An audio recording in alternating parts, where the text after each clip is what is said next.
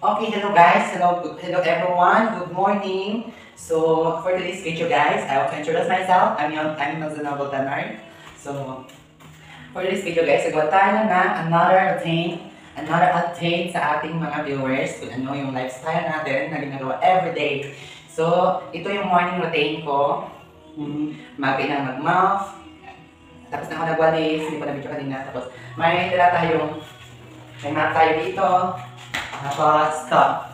Ito yung gagawin natin maglinis. So, tsaka mag-start na tayo. Maglinis na tayo, guys. Ito yung every morning routine ko. Para malinis yung bahay. Mabango. Dapat nilalagay ito na sun chlorine para sundrops color.